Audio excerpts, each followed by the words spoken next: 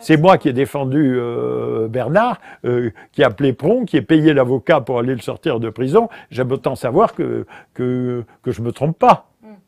Et que c'est pas que j'ai pas défendu l'assassin du petit Grégory. Donc je vais en avoir le cœur net.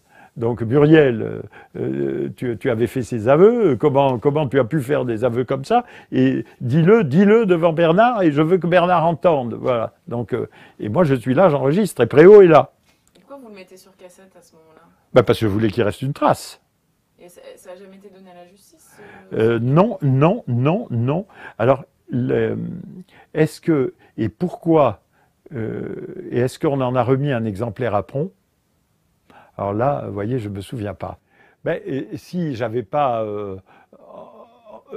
eu l'occasion d'avoir cette confrontation entre Marie-Ange et entre Muriel et Bernard, évidemment que je serais resté beaucoup plus silencieux.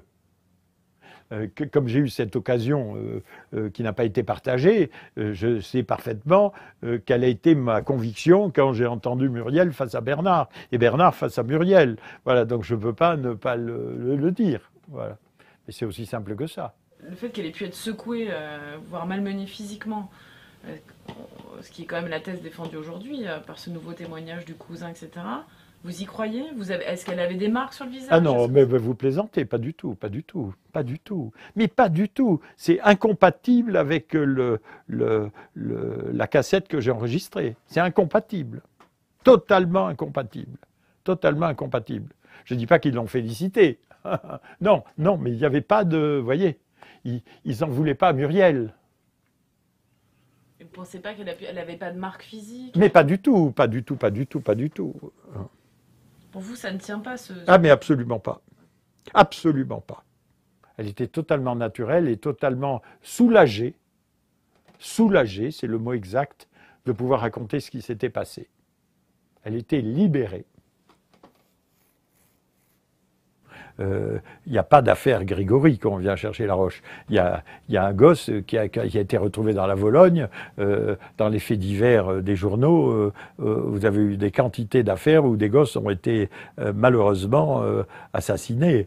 Ce qui s'est passé, c'est qu'on avait désigné un coupable tout trouvé qui était la roche et qu'on était venu chercher dans l'usine Ancel, et que ce coupable, on l'a sorti de prison très vite. Grâce à l'intervention de Maître Pron, et parce qu'il n'y avait pas de charge contre lui.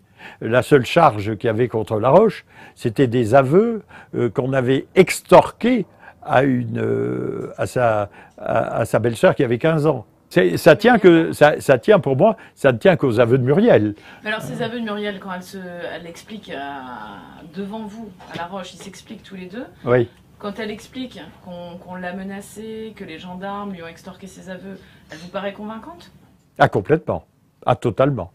Totalement. Elle respire la sincérité. Et elle le justifie comment, alors, à l'époque? La pression des gendarmes.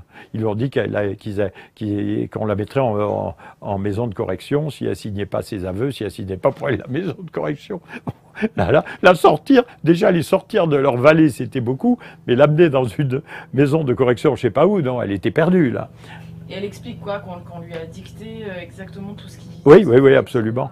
Oui. Mais elle est incapable d'écrire tout ça. Elle en est incapable, évidemment, qu'on lui a dicté.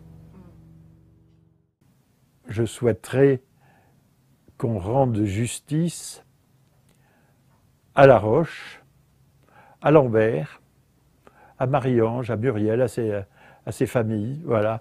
Je souhaiterais qu'on leur rende justice. Au-delà de ça, je les défendrai.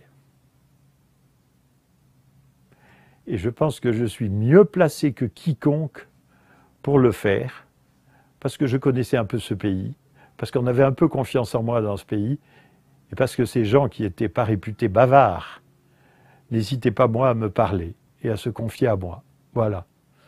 Donc, je suis convaincu que Laroche est innocent, et je suis convaincu que les coupables se promènent toujours. Voilà.